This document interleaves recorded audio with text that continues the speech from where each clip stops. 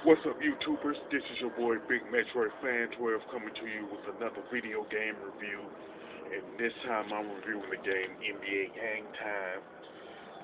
It was released in the arcades by Midway, and then it was later ported to the Super Nintendo, Sega Genesis, Nintendo 64, PC, and PlayStation by Midway and Williams Entertainment. Now, NBA Hangtime was made by the same team behind the NBA Jam franchise, and that particular franchise was bought by Acclaim and everything, like around pretty much a year before and around that time. But anyway, one thing that you will notice, because the same team worked on NBA Jam, that particular franchise, and NBA Hangtime, you're gonna find a lot of the similarities gonna be hard to miss and everything. Now with NBA Hangtime, it has pretty much all of the 29 teams who was in the NBA back in the late 90s, like Detroit Pistons, Chicago Bulls, you know what I'm saying, the Grizzlies when they was in Vancouver, the Toronto Raptors, Seattle Supersonics before they moved to Oklahoma City, um, pretty much all the other teams. You know what I'm saying? Now when it comes to the options menu, you can pretty much choose the computers. You can turn the computer assistance on and off. You can change the difficulty and speed clock from 1 to 5. With the speed clock, the is the slowest, and the 5 is pretty much the fastest in terms of the difficulty. The 1 is the easiest difficulty, while the 5 is the hardest. Plus, you can turn you could pretty much turn the sound, the music on or off. You can pretty much listen to the sound test too. It's pretty much you pretty much listen to 104 different phrases that the announcer uses through the course of the game. You know what I'm saying? And plus, NBA Hang Time also has the create a player mode. I don't think the I don't think NBA Jam didn't have a create a player mode at this point when NBA Hang Time came out. But if that's true, you can mention it in the comment section. Now with the create a player mode, uh you could like pretty much change the head of the player. That you can change like the uniform that they wear. We could be with, say, the Miami Heat or the Houston Rockets and stuff.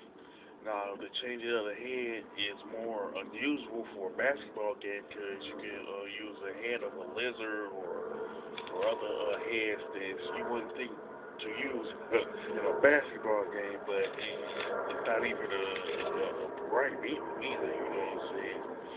Now, when you actually start the game, you can pretty much pick your favorite team. It could be um, the LA Lakers or the San Antonio Spurs. And once you pick the team, the computer will randomly pick who your opponent are going to be each time. You know what I'm saying?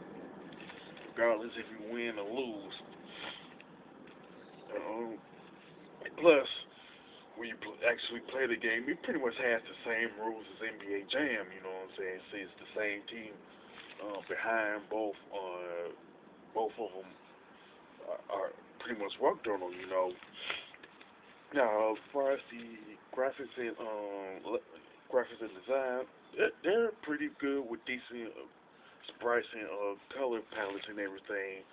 But I would say that the Nintendo 64 and the PlayStation the has the advantage in this area and everything. Now the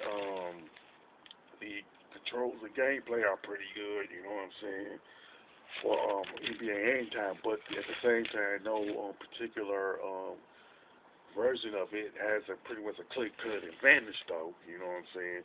It really comes down to your personal preference in terms of which version you like to play. You know, the soundtrack is pretty decent. You know, what I'm saying it's okay, but it doesn't set any standards for any standards for basketball game that's similar to NBA Jam or NBA Hangtime itself. You know, now the create a player mode, excuse me, is it's pretty much a nice touch in my opinion. You know what I'm saying? Because it doesn't have because NBA Hangtime don't have a lot of modes. You know what I'm saying? But so I pretty much like that part of it. You know. Now I honestly don't have a lot of gripes with NBA Hangtime, and even if I did have like a lot of gripes, they're pretty much will be nitpicking. You know, NBA Hangtime is a very good game, and it's pretty much worth playing regardless of which console you play it for, regardless if it's Super Nintendo or Sega Genesis. You know, and I honestly would recommend it for anybody who's a retro gamer, anybody who's a fan of basketball games in general, and anybody who's a YouTuber who does pretty much let's plays on that channel and stuff. Now, as far as the scores is concerned, I definitely give it an 8 out of 10. You know what I'm saying?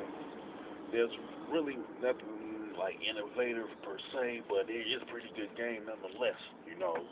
Now, with that being said, if you play NBA in Hang Time and you like it, you can mention it in the comment section. If you like my review of NBA Hang Time, don't hesitate to click the thumbs up button. And don't forget to subscribe. This is your boy Big Metro at Fan 12 signing off.